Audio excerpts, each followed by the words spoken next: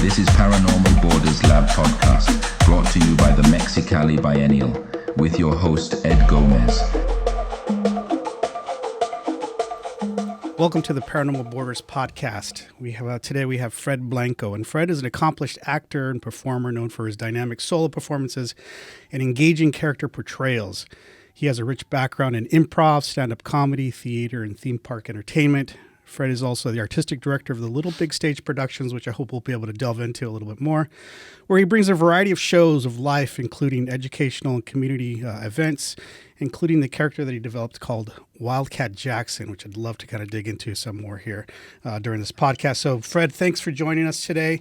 Can you tell us a little bit about yourself? How did you get into the arts? Sure. Well, thanks, Ed. Thanks for having me. So my dad was an artist. So I guess it started when I was very young. My dad was a painter, and my dad, he did still lifes, and as he got older, he really had a passion for La Virgen de Guadalupe. So he started doing murals. He did a lot of things in oils when he was painting canvas, doing things on canvas, and he liked to work with spatulas or not the knives that you use to mix they were almost like sculptures on the canvas. So I remember very young being attracted to that technique of his that was very unique because of the texture, and that it came alive. It was as if the image was popping off the canvas. So I always remembered that and was always around when he was working on things. And so I had an interest in just art. And then as I got older, I knew that I had an interest in performing. And so I guess my first experience with it was in high school. I was doing theater there, and then I went to school for it and went to college, Cal State Northridge, and studied theater there and really dove into it, and then didn't finish and really got a lot of experience, just world experience. We had a street theater company that we called the Bad Puppets, and we did a lot of rebellious, subversive type stuff, stuff in the streets, and we would take over we took over an abandoned school and would do stuff there. We built our own little theater in there and things like that. It's the kind of thing you do when you're in your 20s. And then in my 30s, I had an issue with my heart. I had to have open heart surgery. And I was already starting to think about quitting because the traditional path for an actor wasn't working for me. I was doing all the traditional things, auditioning for movies and TV and things like that. And I was always I was always struggling with that. So by the time I got to 30, I was pretty discouraged. And then I had the heart issue, had emergency open heart surgery. And so you and I have been talking a little bit about the paranormal, about the borders, the other side. So I had this experience when I was in recovery. And it could have been the morphine. Probably was. That's the beginning of every great sentence. Yeah. Which, by the way, was incredible. But I had this dream that was more like a daydream because I was able to go in and out of it easily.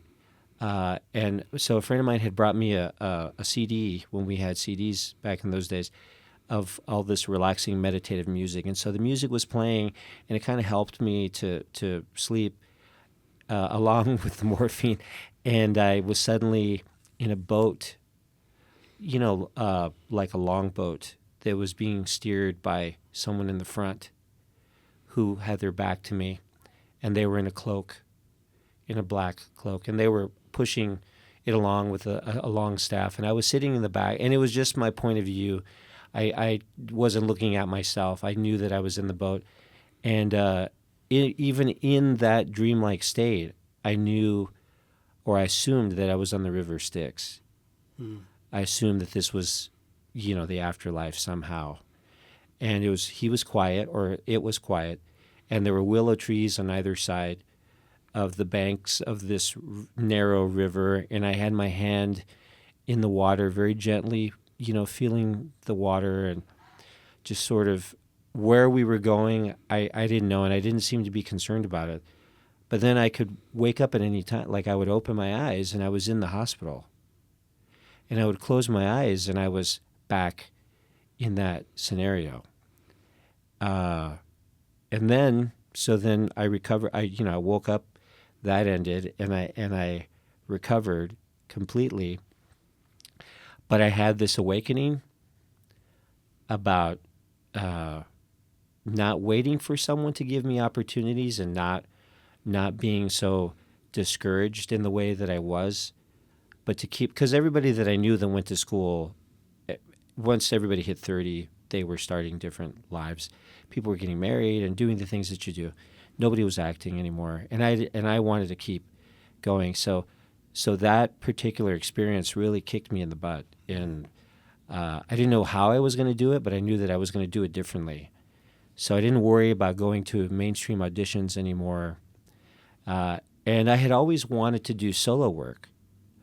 In my 20s, I was always inspired by John Leguizamo and Whoopi Goldberg and Lily Tomlin, all the solo performers that I had seen growing up or seen, as I was in school. And that always fascinated me because I thought I wanted to do stand-up because I needed a platform. And I took a class and I hated it, and then I let it go. And that was one of the things that I experimented with in my early 30s after the surgery. I was like, well, let me try it. So I embedded myself in the stand-up culture for like 3 years and just did it without going to class, but just learned it. And that was pretty cool. Like I enjoyed it. I discovered that wasn't for me, that the culture wasn't for me. But I felt like I did it. I tried it. It taught me a lot. It taught me a lot about being fearless. It taught me a lot about writing, and then for yourself. So the stand-up comedy was really imperative to what I was going to go into, which was solo work, which I didn't know yet what I was going to do. And somebody had a friend of mine who was a historical reenactor. He was the one that said, "Hey, have you ever considered doing a piece on Cesar Chavez, the labor leader?" And I said, "No, actually, I haven't." He said, "No one's doing it. As far as the historical reenactment world, there isn't anybody doing it." So I was kind of afraid of it for a little while because it's such a big. It's Cesar Chavez, right? Yeah. And I had never written anything on that level before. And so it took me a little while, and then I decided to do the research. I started reading a few books, and then I saw how great the story was, and not just about Cesar Chavez, but about the people, about the farm labor movement, about the Chicano movement that came out of that movement, how dynamic it was. So I thought, I should try this. And I didn't know where I would take it. I was just thinking, let me write it, and maybe I'll do a few libraries, and that'll be the end of it. And I was mentored by this friend who was a reenactor. So what I ended up writing was a piece for a historical reenactor. It was a piece where Cesar Chavez was standing in front of an audience and talking about his life. And I did it. The very first one that I did was at a library in Azusa, I remember, in the early 2000s. And I didn't like it. I didn't like the way it felt. It felt really stagnant. What about in particular did felt stagnant or because it felt like a lecture.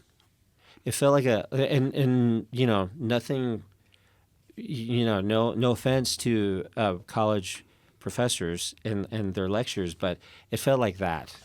And theaters, to me, it's supposed to be dynamic.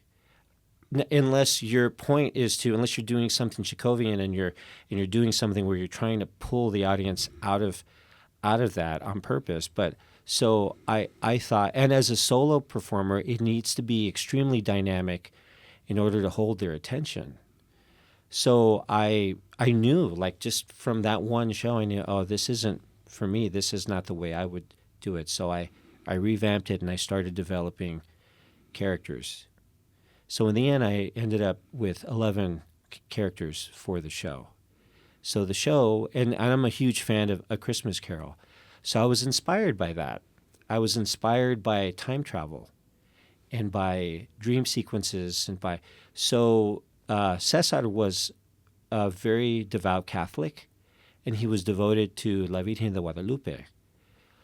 So my thought was, let's let the show start with him engaging in his first hunger strike, his first fast, which was in 1968.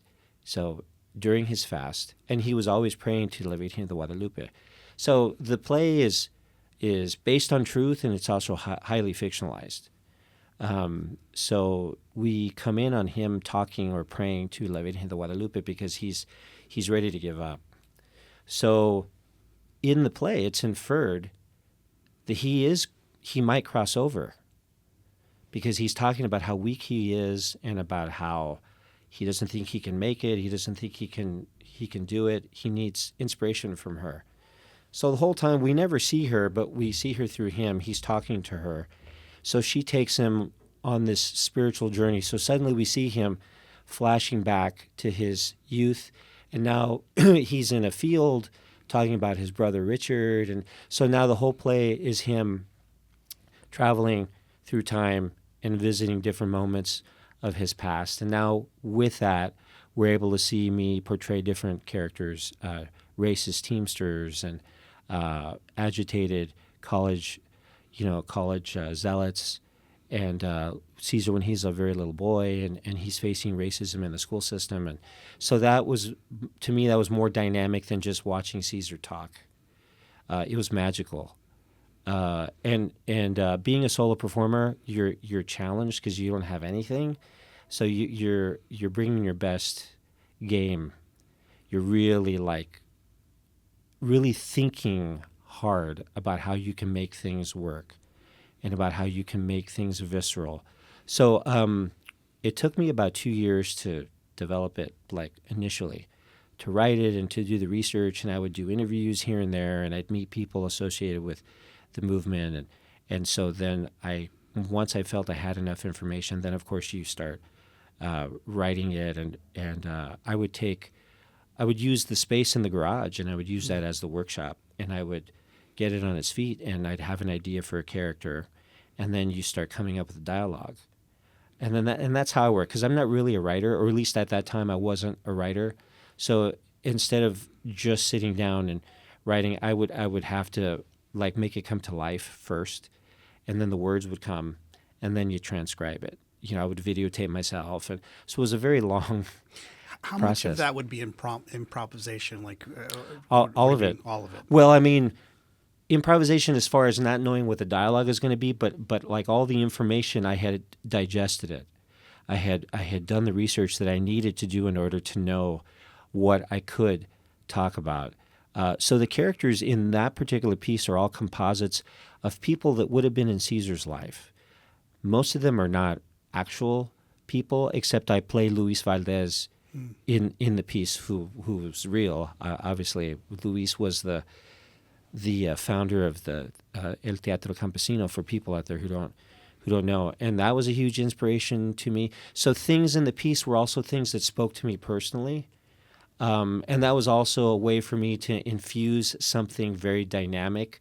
So when the Luis character comes up, I do basically a piece of one of Luis's actos. So I take one of the actos, but then I kind of modify it so one person can do it, because it's two people that are talking back and forth.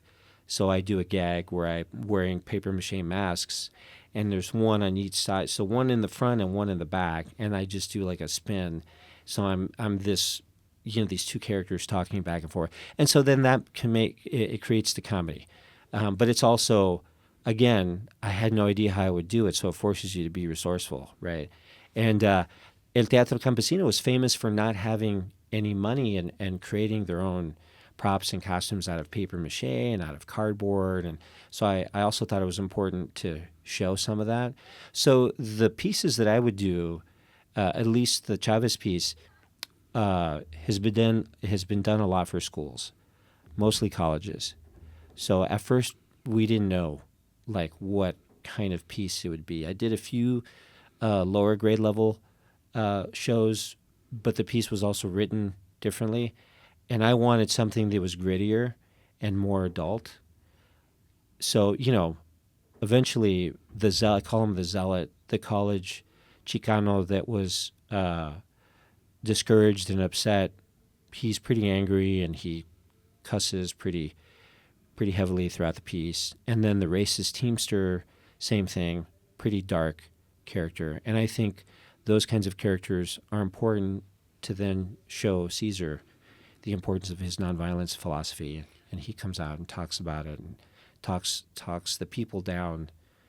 So you're, as an audience member, you're there. You're seeing it, how it could have happened.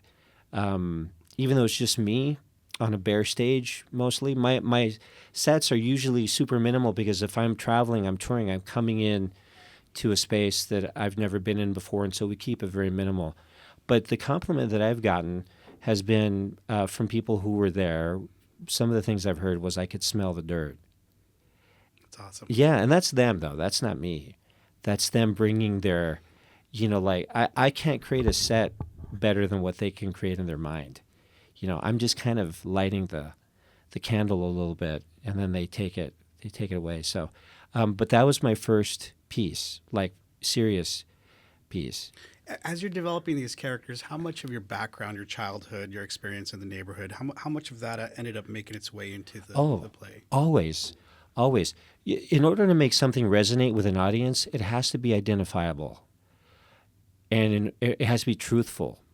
And in order for it to have truth, you have to be truthful when you're writing it. And then they can feel it. Because if you've experienced it in your life at some point, somebody has too. So like I play I play a viejito and a viejita, an old man and an old woman. And the old viejita is working in we see her in the fields, and she's heating up tamales for the farm workers, and she's talking, and she's talking chisme and all this. And she was someone that I pulled from different people that I knew in my life. The way you portray her physically, the way you make her voice, the way you make her laugh, the way she talks about people. And then that resonates with people. And then people would tell me, oh, that reminded me of my abuelita, or that reminded my tia. And then that's how people can identify. And that's how we create this reciprocal relationship with an audience. The piece that I'm doing now with Wildcat, as silly as it is very reciprocal because it's so immersive and so intimate. Yes, let's talk a little bit about Wildcat. Sure. Right? Wildcat's known as a ectoplasm badass ghost hunter, seance medium. You must have seen the show. if any of you haven't had a chance to check out that show, I highly recommend watching. Thanks, Ed.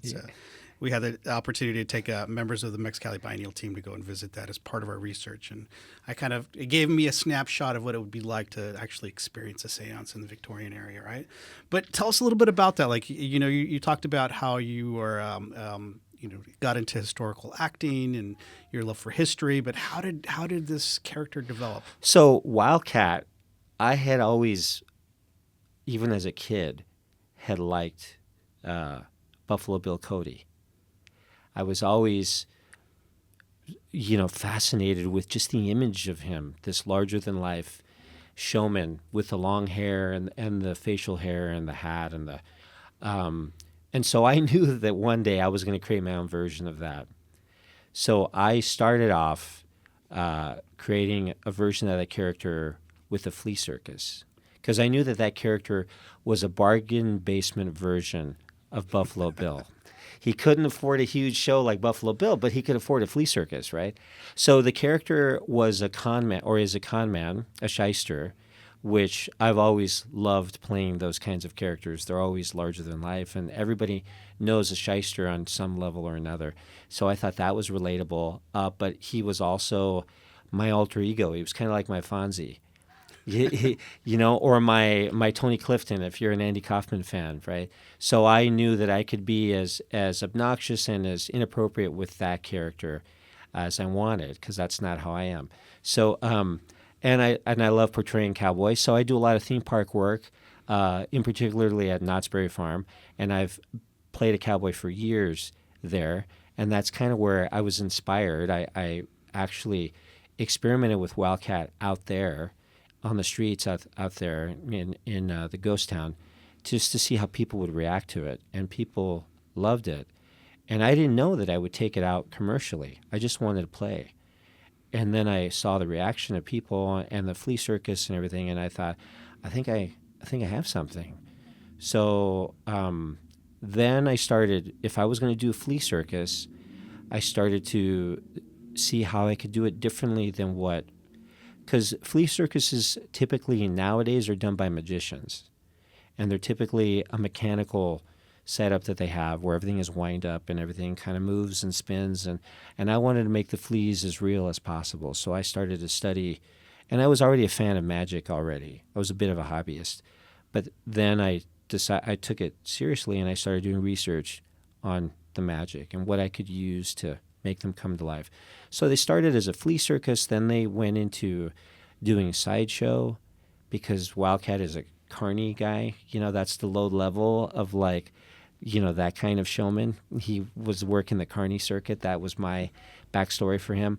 He has a show on the side of the road, a roadside attraction, in between the Stuckies and the Jiffy Lube kind of thing. But he takes it very seriously, and he's very proud of it. So then I had to learn sideshow. I had to learn bizarre magic. So during the pandemic, because I developed a lot of original tricks for the fleas and original routines. And by the way, that character took me 10 years to develop, taking it to showcases, taking it to cabarets, to places where I could perform in front of people and experiment with the comedy. And so then when the character was getting more developed, and I realized, I need to learn sideshow, I took the pandemic to learn it, because sideshow is a oral tradition. It's hard to learn it because it has to get passed down. So how did that research develop? Because I imagine it's not there's no manual for that, right? Not really. I mean, there's a few things out there, and so to be honest, most of what I do is something called geek magic or bizarre magic, because there's a difference. Because the sideshow is real, so I fused the two together. Because the idea of Wildcat being a sideshow guy was really dynamic, because it made it very clear what people were getting when they were meeting him. So I learned more. I learned both the bizarre magic and the sideshow stuff. So the sideshow, there's a few things published, but it's really hard to find it. And then as far as the bizarre magic or the geek magic, I didn't know what was out there, so I had to just randomly just keep searching and search. And then I have some friends that are magicians, and then I would ask them, hey, what do you think? I'm trying to come up with some things. And so that was the main sort of crux of what Wildcat was doing. And then I started revisiting stand-up, taking that character out to open mics and doing it. And they didn't know. They saw this guy walking at cowboy, because I would always show up already decked out. And I always keep in character. So even when I'm walking through the door and people are approaching me, I'm talking to them as the character. So I developed that for a number of years. And then maybe 3 years ago, I had the idea, because Wildcat is a con man on every level. I had the idea of seances, because the spiritualism movement was fascinating to me. The whole idea of the paranormal, and people taking the idea that exploiting people for missing their loved ones and turning that into and back in the 1800s, people were very unsophisticated, and they didn't really know much about illusions and magic, and so people were very vulnerable to that stuff. So I thought it was great. Yeah, there's also an interesting correlation between the rise of spiritualism or mediumship right after the Civil War. Right. So you have that period, and then that's when the Fox sisters came up, and the Fox sisters were, a couple of young girls at the time who were just playing around and pranking with whoever was in the house. I don't know if it was an aunt or what, and they were trying to convince her that they could communicate with the dead. And it started off as a prank, and then eventually I could be getting the details wrong, but they moved in with another sister, an older sister, or they went to visit her, and she was the one that had the idea of turning it into a business. And she was the one that said, you guys have something here. And then that's when they became more organized about it. And, it blew up. And then, of course, it started the trend. Then everybody was able to communicate with the dead. And people were fascinated with death, but there were a lot of deaths in the country. So that. And then in the late 20s or the mid-20s, Houdini, he had lost his mother. And this was after the Great War. So the Great War, there were a lot of people that died as well. So it was still very strong. The movement was still very strong. Houdini lost his mom, and Houdini was also a bit superstitious, and he wanted to try to see if he could communicate with her again. So he went to a seance. However, Houdini was he was a master magician, and he saw the illusions immediately, and he debunked it. So then it became his passion to debunk con men who were out there stealing people's money. And he saw things. He saw what they were doing with their feet. He saw, the threading. So that was he was like a private investigator. And sometimes he would wear disguises and show up to these things because he was so famous.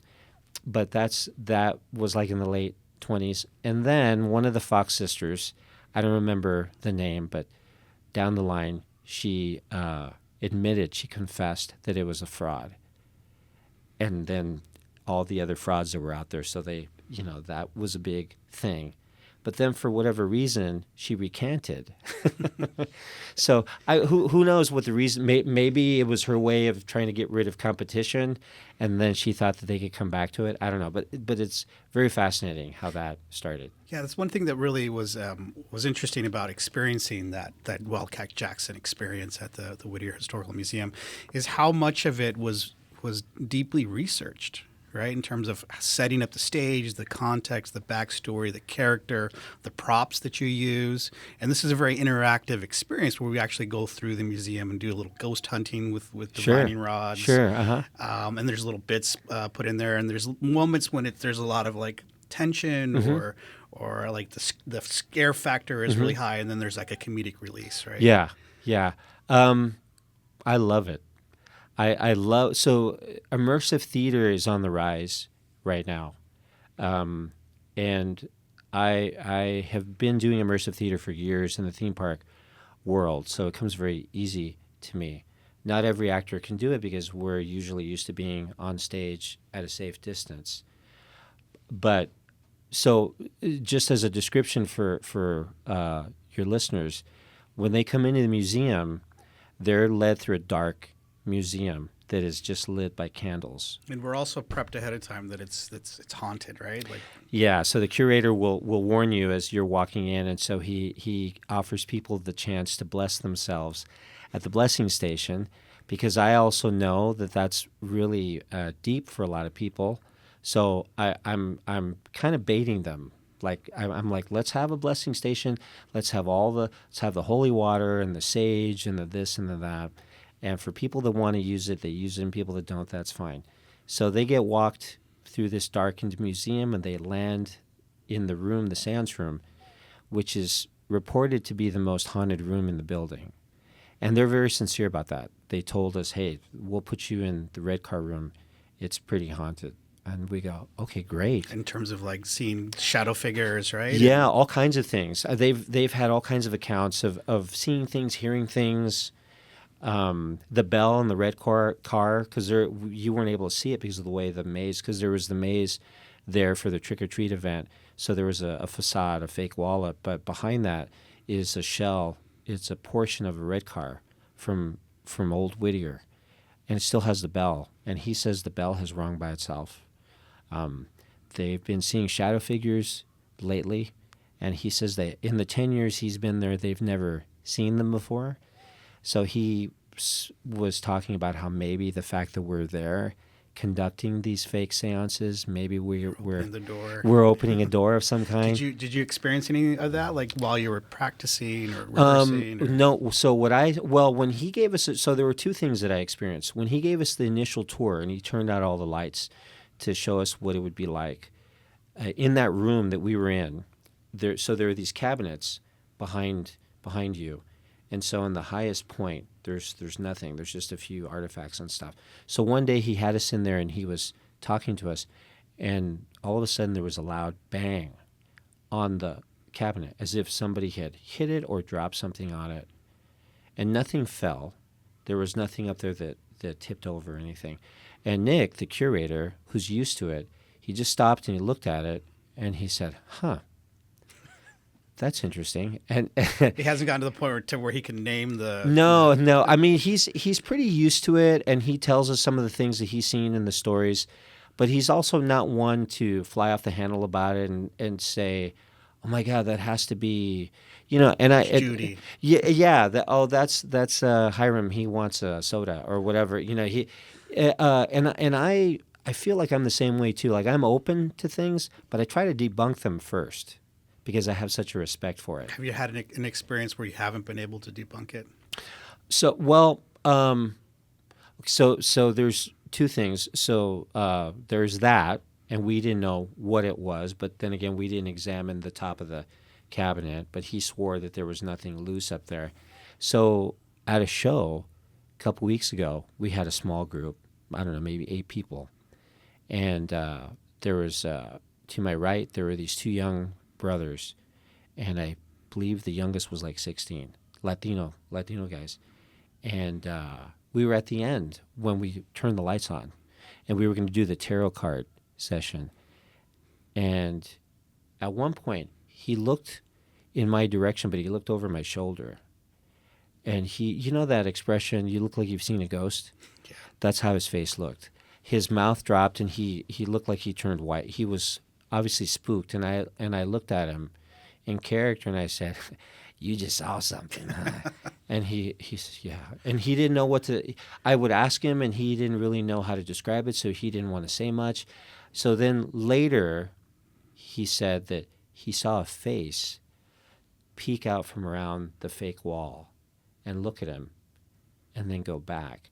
And Isabel, my stage manager, she was there. She was sitting behind that wall at that exact spot. And it wasn't her, but there was nobody else there. So he was spooked, and he didn't know what to say, because he said it was very clear.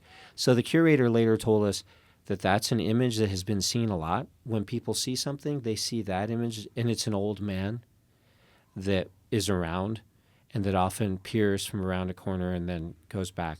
So there's something to what the boy said that he saw. And he looked sincere.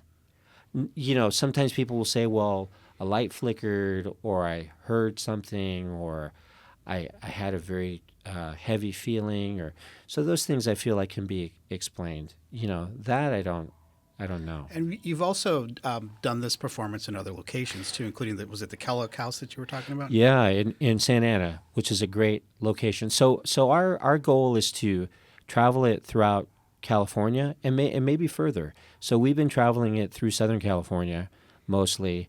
We hope to go to the Whaley House in San Diego, which is one of the original houses of San Diego, and it's supposed to be highly haunted. So we were at the Kellogg House, which is the Heritage Museum of Orange County, and it's this Victorian house that they've kept in really perfect condition. And in it, it's furnished with Victorian furniture. So when you go into it, you're stepping back in time. And it's reportedly haunted by Mrs. Kellogg. So the docents, when they go in for the day, they always talk to her. They thank her for letting them be there. They say good morning, whatever. At the end of the day, they say goodbye. So there were a lot of stories about that place too. The reason why that was a fun venue is because it was the cliche. It was the haunted house.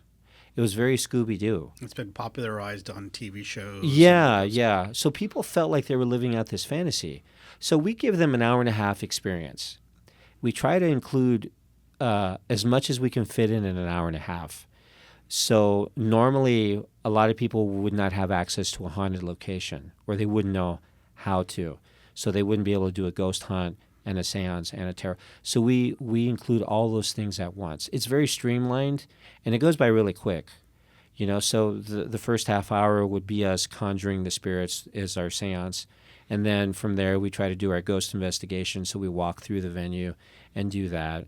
And then the last, if they're interested, we do a tarot card reading. And it's been rare when people aren't interested. Most of the time, people want to do it. What kind of resistance have you experienced with that?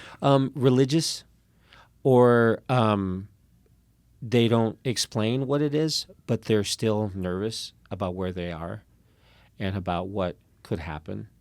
So they're still a little we've had people like, no, I'm okay. I'm good. I know there are a lot of religious beliefs about tarot cards, but for the most part, people are excited. That's why they're there. Most people are. How much research did you go into having to decipher and work with tarot? So as I say in the show, as the character, I'm pretty open about saying, this is bullshit, and I say it more than once. So that way no one is fooled. No one is. However, Ed, people want to believe. So as many times as I've said that, when I read them a card, which I'm totally improvising off the cuff, they take it very seriously. Some of them do. Not everybody does. And they often will go, yeah, that makes sense. And I'm totally making it up. Now, I have studied it a little bit. So I would be informed on how I handle the cards. So I have been tutored a little bit by people that know, and I'm constantly still learning. Some of the things I say about the red being protective, and all that is real. That's all legit. The ceremony that we do at the beginning of the seance, where we talk about the white light and opening the door and closing the door, that's also something I've been taught legitimately that's what they do, or they should do during a seance. So those are all things that I've learned, and then I pepper in all my other phony baloney stuff. Just at the moment when things get really tense and serious, and then boom, there's a comedic release. Right? Yeah, and I think it makes it funnier when it's done like that. It pulls the rubber band super, super tight, and then it makes them appreciate the humor even more. So I think it's perfect. It's a perfect place for comedy. But they're still not, when they come in, they're not realizing that that's what's going to happen, even though they've been kind of told. Even like you asked me when I came in this morning, because one of the bits is that I claim that the medium is running late, and she's stuck on the freeway. So I take over because I'm not the medium. And it was during a Dodgers game, so the 6:05 really was. So it was legitimate, right? So and I was telling you that you're not the first person to ask me that they thought that really was happening, because we were playing it real, and so I feel like then that opens the opportunity for Wildcat to be a misfit, because he's taking over for someone that he doesn't really. He's the ghost hunter. He's not the medium. So because he's more rude and crude and less sensitive, and so then we start engaging that way. But yeah, we try to infuse as much reality as we can into it, so that way it makes the fan, like, they just lose themselves in it. And then there's tons of comedy, tons of silly stuff, and I try to make the comedy as relevant and current as I can. Yeah, that was my first experience with tarot reading, right? And so I'm grabbing the deck of cards, and you were talking about how it's a Guillermo del Toro inspired deck. Uh-huh. And then I cut the deck and I give it back to you, and then you flip over the 5 of Cups, and it's just like this cup with a skull on the front, and I'm like, what the heck is this? Yeah. And you're looking at it too, and you're looking at me. He's like, what do you think this means? And I'm like, well, there's 5 of them there. There's 5 of us and their family, and then I don't know, like, cool looking cup. And then I go home and I'm like, what does that mean? And I'm like, oh, death, despair, and divorce, and like all these really negative kind of connotations built into that. I'm like, Wildcat got me. Yeah. Right. Like, yeah. What was interesting to me was how much of that, like, as the actor, I still have to be a con man, because the character is this hyper con man, right? Hyper real con man, but I mean, like, there's a moment in the show where we sell rosaries. And I bought one, by the way. yeah, I know. We get a lot, and I told so it was initially meant to be an elaborate sight gag, but we actually bought rosaries, and we sell water, and we claim that the water is holy water, and it's just But only while it's in you. right. When you get rid of it, you're no longer safe. But depending on who's there, like depending on the the community and depending on the cultural beliefs and stuff, we sell a lot. You need to have like different levels of rosaries. Like this is a $10 version. Right, like right. Really, the like, more special. intense, the more intense. So, and we were playing into. I was playing into that. So when we were in the city of Paramount, nobody wanted to come, and we were not in a haunted location. We were in a coffee house, but we decked it out. We decorated it to, create some mood, and we had heard a few stories about the building, but I'm sure it was all untrue. I think it was just the kids that worked there. They were just, having fun. But and even if it was haunted, it just had a different energy. So people, when they walk in, they're not really that scared. They might be a little nervous because they don't know what to expect. But so these haunted locations are really important to the show because they're characters in and of themselves, and they set the tone as you're walking in. As you're walking in, you're feeling whatever you think you're feeling, and your senses are in high alert. So by the time you get to me, you're primed. And then I engage in some ghost stories about the community, and then that's sort of pushes you over the edge a little bit, and then we're ready to do what we're going to do. I think that's a really important part of this too, because you make that connection with the community, the local history. Yeah. Right. For example, you start talking about the Founders Memorial Park, which is a park that still has the dead bodies of right. Fort Whittier founders still interred in the ground. Right. Yeah. And so as this project moves to different spaces, and you incorporate local histories as well. Yeah, it's very fascinating. The stories that I tell, so they're handpicked. I'll go to different, communities, and I'll talk to people. That's why I have found the best research is doing the oral, research and just asking. And I'll go to shops and I'll meet. So there's a lot of legwork that goes into it. A lot of meeting people for the first time, going into shops, explaining what we're doing. Most folks are really great about it and very forthcoming. And then when they see that you keep coming back, then you could see, they're not really sure what you're up to. Come back in costume? I haven't lately, but I mean, in Whittier, I went to the night market in costume, and I went to you saw me at the other event at the museum, and I was in costume for 2 days handing out flyers because that's what gets people's attention. It's more interesting, and I usually, instead of just handing out a flyer, I usually engage in conversation. But so yeah, the stories don't have to be ghost stories. The stories just have to be compelling, because you need emotional pull, right? You need to get them engaged. So I'll dig around and I'll find out what the most interesting stories are. When we were in Santa Paula, we learned about the St. Francis Dam tragedy, in 1928, I think. So there was a huge dam out there that broke. Mulholland, the water tycoon, he was the engineer on that, and so it was his project. And some engineers had gone and inspected it and said that it was gonna break, and he said no, it's gonna be fine. And so it broke, and I don't know how many thousands and thousands of gallons of water, like it was just a tsunami that just swept through the valley. Santa Clarita Valley, Simi Valley, Santa Paula, Oxnard, that whole area. And it killed about 450 people that were on record. And then, of course, there's the migrant workers and the homeless and all that were not recorded. And so there were no ghost stories that I found that were associated with that story. But it didn't matter. You tell that story, you get their... you pull at their heartstrings a little bit, and then we say, hey, let's see if we can talk to some of those spirits. And then that's what's important. I remember you mentioned earlier that connection between comedy and history, and how that keeps people interested in finding these stories and being engaged in a way. Yeah, comedy or any kind of performance is a great way to teach, especially history, because when we were going to school, history was boring.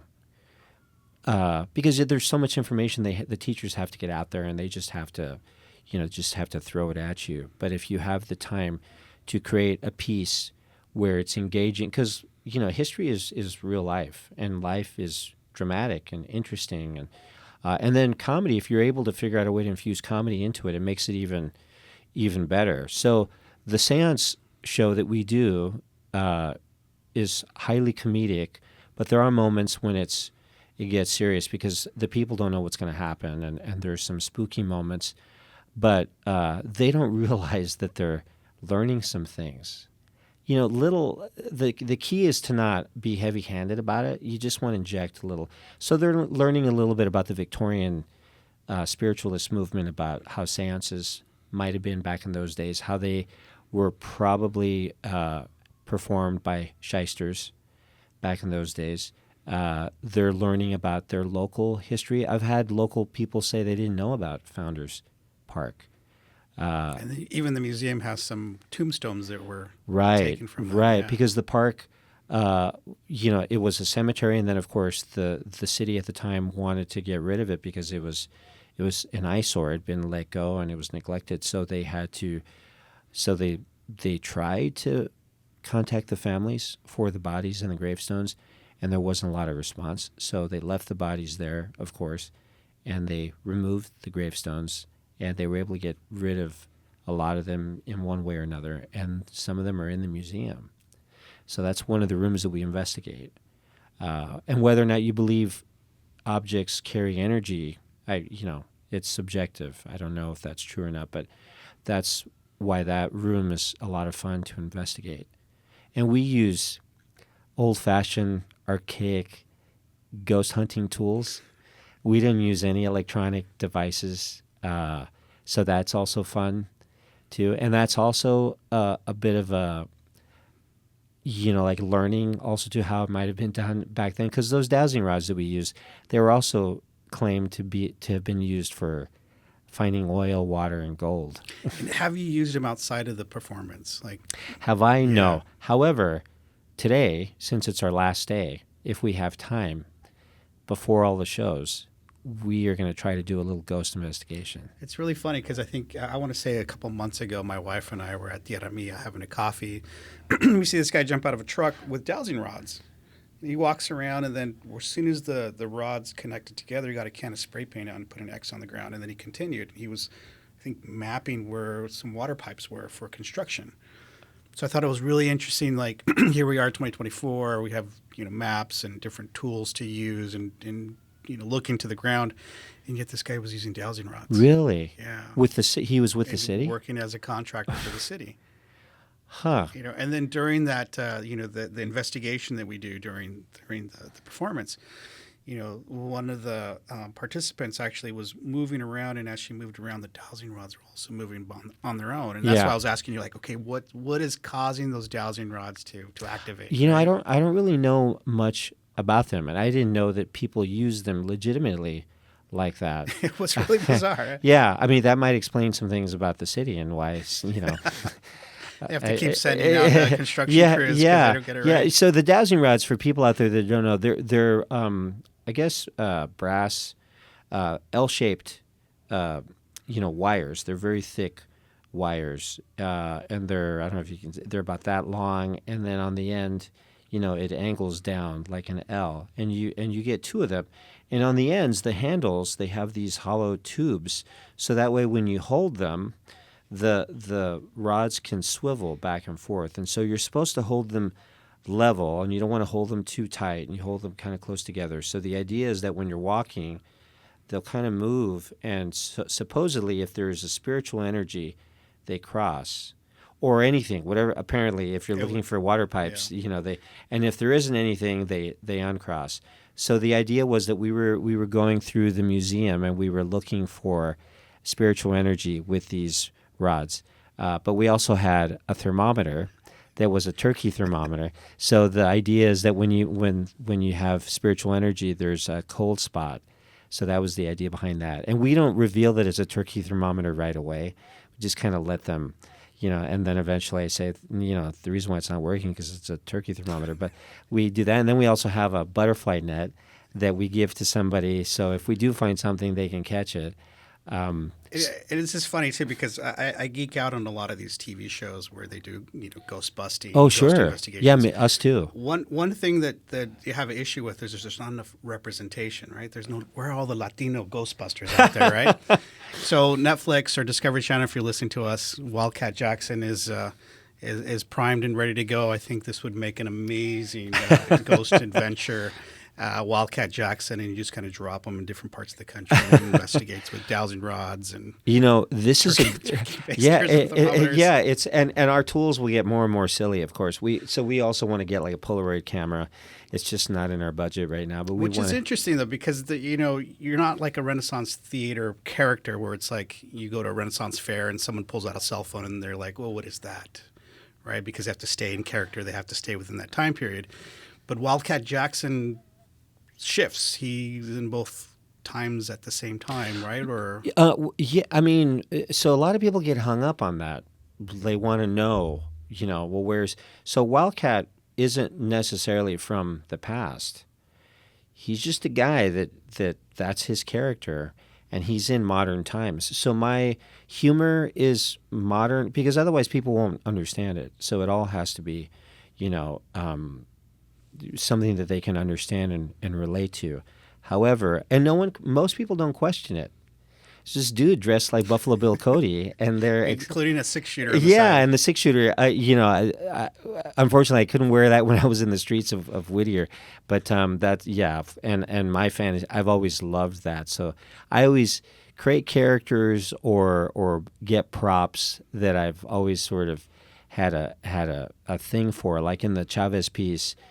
I play a character that's a zoot suiter, so it gave me the opportunity to go out and buy a zoot suit, or gave me an opportunity to buy a Shure microphone, the old-fashioned microphones that you saw with a grill on it for Cesar when he does his speeches, because I've always been a fan of those. So in this, I get to carry a 6-shooter, nickel-plated imitation ivory handle, the whole thing, and also play with ghosts because I've always loved that sort of thing. Are you a believer? I'm not a non-believer, but I'm not quick to believe. As I said earlier, I try to debunk it first, and then if I can't figure it out, I'm open to it. The little boy that thought he saw something. I believe that he did see something. What he saw, I don't know, because that also could have been, psychosomatic. He could have been so spooked that he convinced himself. But I don't think he was crazy or that he was, I saw his face. He looked sincerely scared. Now since I didn't see it myself, I don't know. But Nick said that they've been seeing the shadow figures quite regularly now. I don't know. That's something that they see through the corner of their eye. So who knows if that's psychosomatic or not? But I'm always open to it. Even though the character of Wildcat is, I think, a non-believer, but he's still scared. So he's posturing through the whole thing. He's talking about how much of a badass he is and all this stuff. But then the stage manager comes up to him and scares the crap out of him. Because she's so quiet and fast. Which I think is also makes it funny, and it's kind of a commentary too on people. There's a lot of commentary in that show, and I don't, but it's not heavy-handed. On religion and on just people in general, and on people's beliefs and superstitions, and we had a family that came in. It was 4 people, Latinos. The girlfriend and the boyfriend and her parents, some older folks. And they were admittedly scared when they came in because of their beliefs. And when it came time to it, they all bought rosaries and holy water and all that stuff. but they laughed so hard at everything where they were supposed to laugh at. They were really enjoying it. And so they were able to laugh at themselves a little bit, which is pretty cool. It is. You know? And you mentioned earlier how there's a lot of research that goes into creating this character, creating the scenario, the scenes, the learning about mediumship, seances. What's some of the insights or things that you've discovered or learned as you've done this process that maybe you didn't have planned out at the beginning? There are a lot of things that I didn't think about. I didn't think about how much gatekeeping there would be in communities. How so? Well, so I would go around and I prefer talking to people, and I would get recommended. People would say, hey, you should talk to so-and-so from the Chamber of Commerce from this particular town. And we were in a particular town, and I won't name the town, but when we did that, when we approached them, he swore that there was nothing. There were no stories. There was no. And I said, really? As old as this city is, there's nothing. And he was part of the Historical Society. Interesting. And he says, yeah, no, there's nothing. And then I was told later, and I don't know if that's the reason, but I was told later that he was very religious, and that he thought it was inappropriate religiously. And so he was just kind of had his own agenda. How do you explain the way the show works, where there would be a section on a seance would be then conducted and tarots would be read, or was it just resistant from the beginning? You mean how did I explain it to him? Yeah, 'cause I'm curious to see if it was like something specific in the performance that. Well, so he didn't see the show. I just approached him, and eventually I was able to have a meeting with him in person. And we talked, and I told him what I was doing, and I told him how, I was doing research on their city and all that. And then eventually, because he seemed to be willing to help at first, and then when he heard more about it, he became resistant. And I don't really know, because I didn't get it. He didn't say why, so I just have my assumptions about it. But when I was at the museum this weekend in Whittier here, and I was promoting in costume, and I was handing out flyers, I did meet some ladies that said they were Catholic. And I explained what it was, and they saw the flyer, and she said, we don't believe in that. We're Catholic. And I said, this is not real. This is a show. She says, it doesn't matter. She said, the only spirit I believe in is the Holy Spirit. And she was very heavy-handed about it. And I go, oh, okay. Then you let it go. I mean, everybody's entitled to believe what they believe. I don't know. A few minutes later, I met some folks, married couple, and he was a Satanist. Interesting. He was as sweet as pie.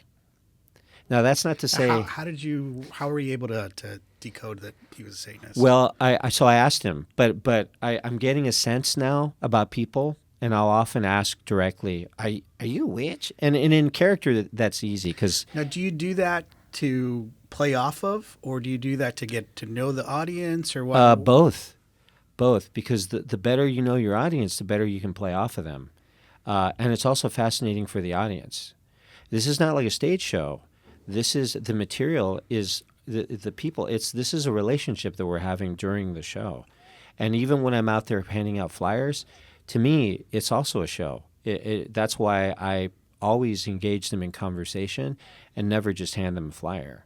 So because if I'm in the costume, I'm in the character the whole time, not until I go backstage and I take off the hat. And then, so I was talking to, and as I'm talking to people, I have to size them up. So I'm observing them to see what I can use in our conversation. And this gentleman, him and his wife were probably in their mid to late 30s. He was a little edgy looking. He had a lot of tattoos on his arms, and I noticed he had a pentagram on the one arm. So then I said, are you a witch? And he said, no. And his wife was very deadpan and very serious the whole time. But he was very open to talking, very lighthearted, really nice guy.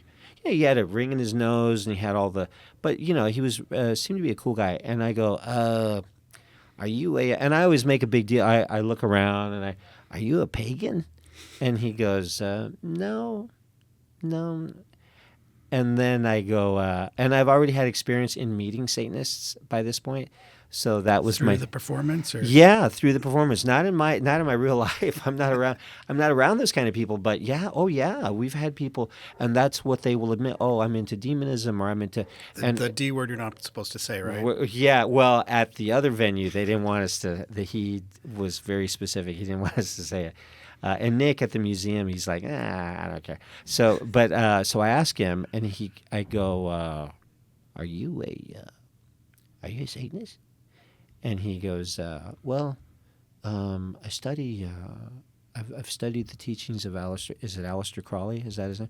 And I didn't know the name. I go, who? He goes, well, him, and also so and so. And he was kind of. I could see that he was hesitant to say straight out that he. But then eventually he said, yeah, I mean, I do study Satanism. He says, but it's not what people think. It's not always as bad as what they. And I go, oh, okay. I mean, you guys are welcome to come, but I would rather that you not. I mean, I didn't say that, but I was thinking that. But yeah, but him and his wife was oddly quiet, and I would ask her, "Are you too?" And she was like, "Well, sometimes." Like, it's interesting how people answer. Often they'll say sometimes, or they'll say maybe, and it might be because they have a fear of being judged, but they were much more friendly and warm than the Catholics were. And I'm Catholic, or at least I was raised Catholic. So, but yeah, I meet a lot of people like that. I learn a lot about how people will tell me consistently, I can't go because I don't want to bring anything home. And that's usually a Latino thing. Mm-hmm. Not always, but most of the time. Which is also relates to the local cemetery here in Whittier. If you drive by that late at night, when you get ready to leave the cemetery, which is the neutral park, Founders Park, you're supposed to tell the spirits don't follow you home, because that's the story that. Oh, really? They'll jump in your car and you can take them home. Is that what they say? Yeah. Well, there's a story that we had heard on the ghost tour that we went, where he talks about that, where a little girl spirit followed them home, and I tend to usually tell that story to people, and that gets their attention pretty quick, and that gets them to, because sometimes some folks will be kind of a little rambunctious, and they won't, they want to interject all the time, and they don't.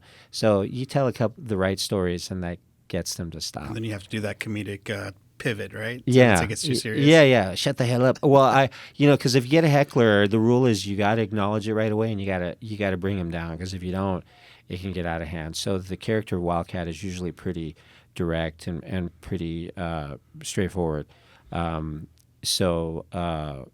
Yeah, but anyway, most people are lovely.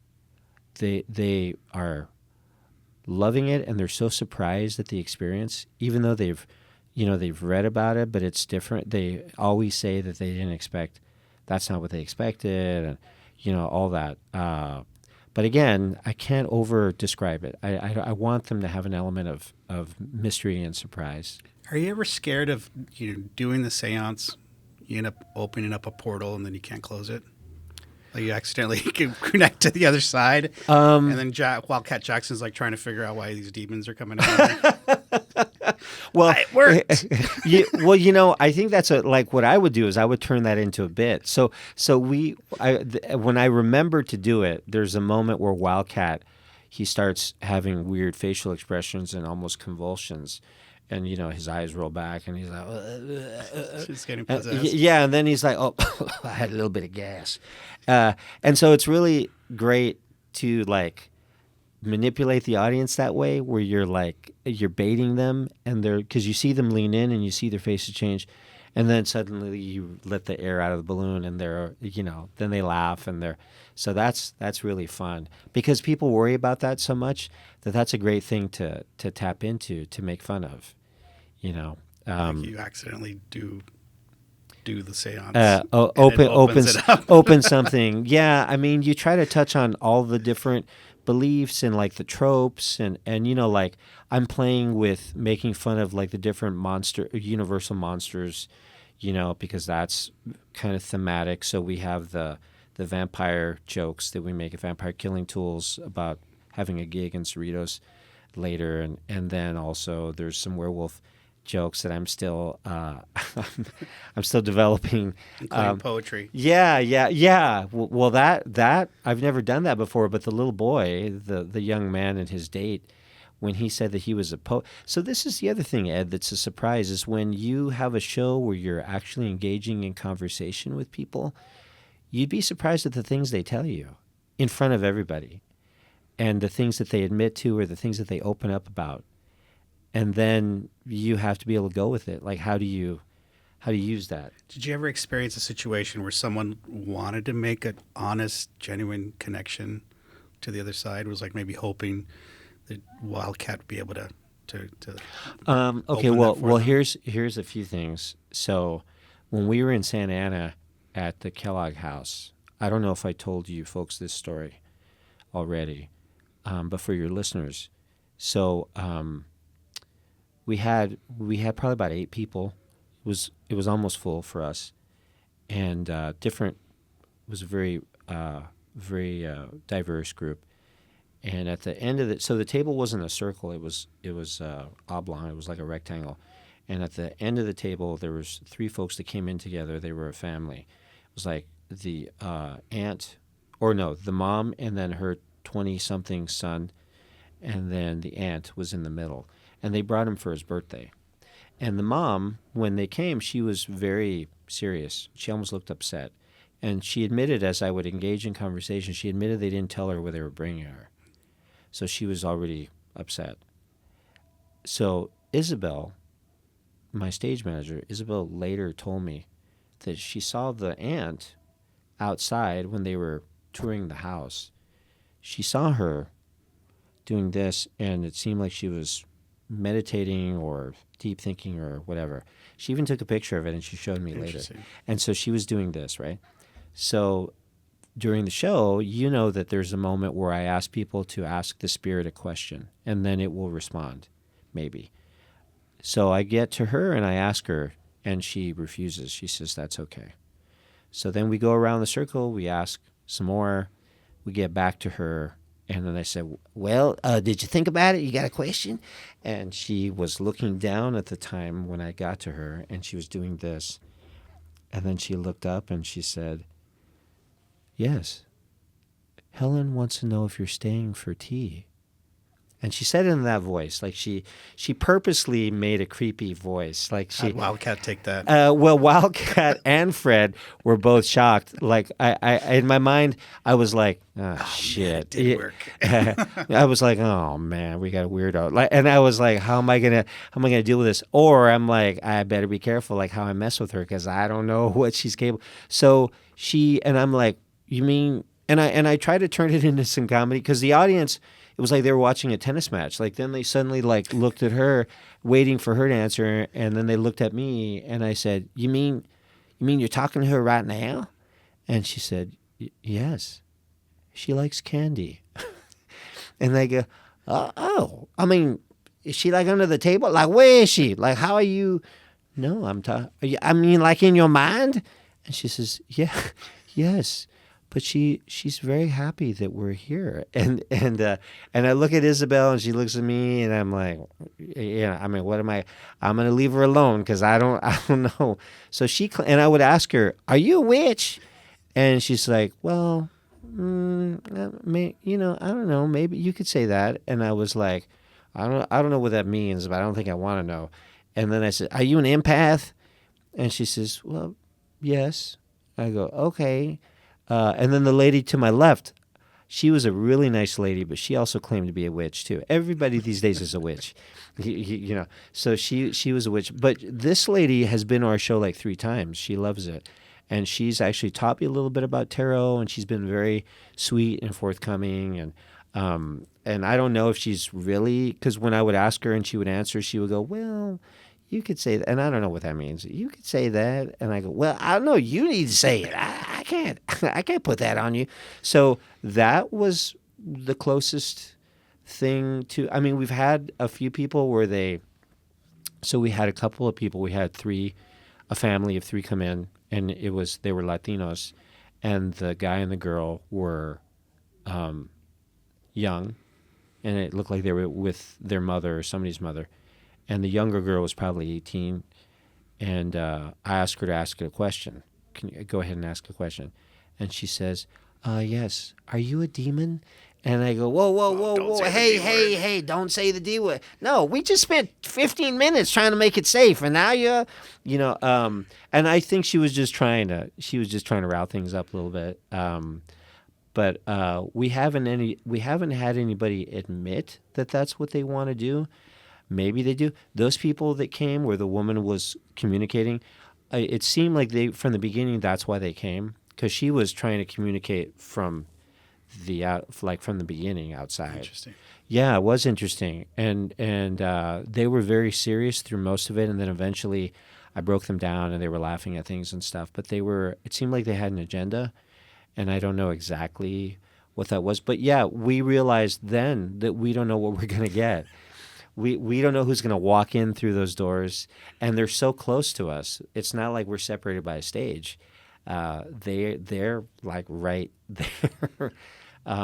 But we haven't had anybody. Well, I say that now, and watch tonight. Right. We'll end up having I think that's part of the magic of it, right? Like it changes every iteration, right? It's not the same script, the same experience. Yeah, I mean it's formatted, and there are lots of parts of it that do not change, but there's enough of it that does, that it keeps it fresh, because I'm playing off the audience. And sometimes I don't know, like I'm going off of what they're going to tell me, and that is the magic of it. When doesn't it work? Well, the toughest audience I had was the other day. They were folks from England, and that was real. I wasn't I wasn't making because Wildcat. That's something Wildcat would say. Yeah. These people from England. Yeah. You know how the Lamis are. I had no idea what Cerritos was. Yeah. They didn't know. Yeah, and it was obvious things. Of course, they wouldn't know what Cerritos was. Chicharrones, and the guy. And then suddenly he wouldn't let it go. He wanted to try it, and he kept interrupting. And So what I've created is I've created a situation where they feel that Wildcat is a real person, so they feel that they can have real conversation with him. And some people get that there still needs to be a little bit of a separation, and some people don't, where it's in their nature to just want to talk, and they start engaging, and they don't realize that they're going to step on what I'm about to say. They might step on a joke or a line because they're not seeing it as a show anymore. Which, that's my fault. We've created that environment, which is great, But yeah, they didn't, and also their understanding of the jokes was just different. So there was a lot of things that they weren't laughing at, and we've never had that happen before. So it was a little discouraging. But their friend that brought them, who we know, she told us later. She said they actually really enjoy the show, and on the drive home, they wouldn't stop talking about it, which is always it's a good sign. Awesome. Yeah. Well, awesome. So thank you, Fred. We really appreciate you coming in. My pleasure. Spending some time with us. Yeah, my pleasure. Sharing your artistic practice, and also this character of Wildcat Jackson. Tell us a little bit more how people can follow you and learn more about Wildcat Jackson. And I believe it's called, is it the Little Big Stage Productions? Little Big Stage Productions. Yeah, so that's the production company where all these things are developed, and that's the website, littlebigstageproductions.com. They can visit there and find all the different projects and iterations.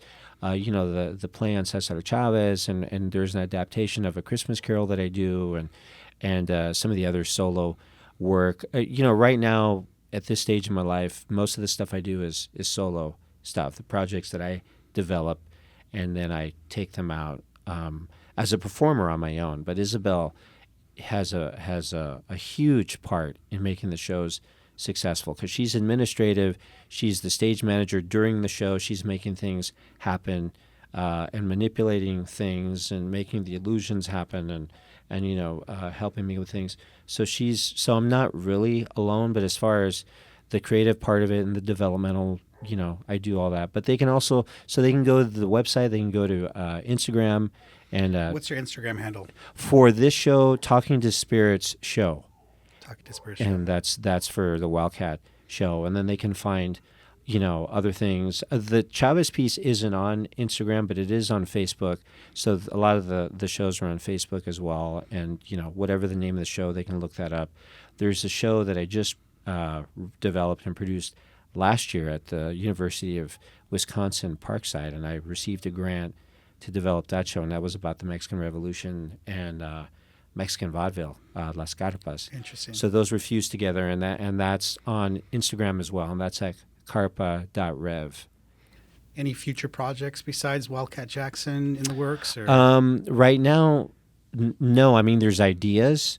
There's ideas for different projects, and there's ideas where to take Wildcat. When we've kind of gotten tired of this iteration of Wildcat, I want to go after religion. So I want Wildcat to be a con man preacher, like the old tent. Snake oil. Yeah. I think he's perfect for that. So eventually but this is just the beginning for the seance. We need to build momentum. This will take a little while to build some momentum. And we feel like we just started it. We started doing it, I guess, in March when we actually started producing shows. We were developing it before that, but so it's still very new.